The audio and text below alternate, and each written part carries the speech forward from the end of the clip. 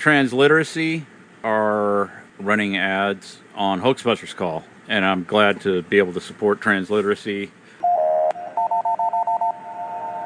The following is a paid message of the Transliteracy Fund, the nonprofit organization aimed at the educational development and awareness of transliteracy.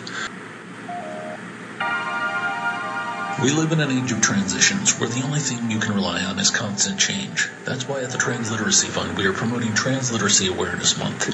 What is transliteracy? Transliteracy is a medium of personal identification that is non-conforming and non-binary, used in communication with other people in conversation.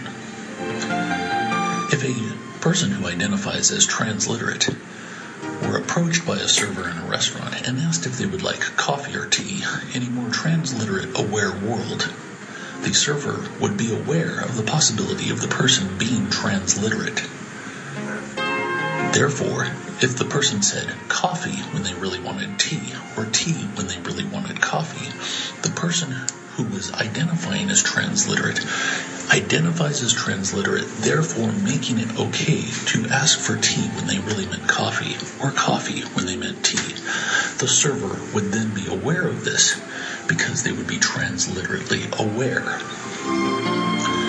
When you identify as transliterate, coffee can sometimes mean coffee, and tea can mean tea, but sometimes tea can mean coffee, and coffee can mean tea. Another example would be a group of friends are having a conversation about sailing.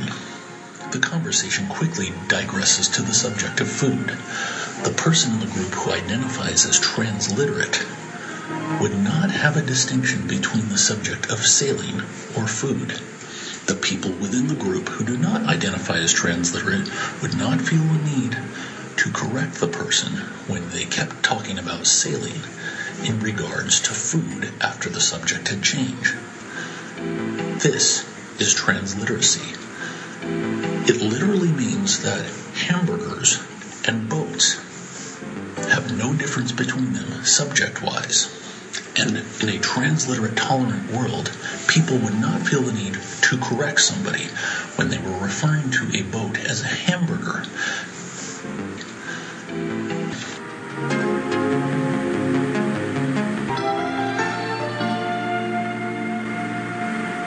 Because a boat is a hamburger, and a hamburger is an apartment building. An apartment building is also a French chef. That's transliteracy.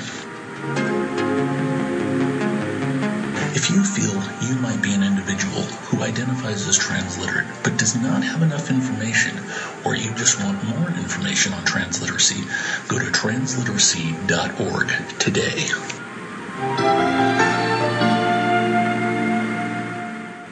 So I think I got all that straight. Now, you may be on the spectrum of transliteracy. Doesn't mean you're going to be calling hamburgers boats. That might be more of an, I don't want to say extreme, maybe more of a pronounced transliteracy. I myself am transliterate. I've been known to misuse a turn of phrase or get my metaphors mixed, and most people are on the spectrum. There would be some exceptions to that. Maybe William F. Buckley, I don't think he was on the spectrum at all. Transliteracy, it's sort of something we need to have a conversation about.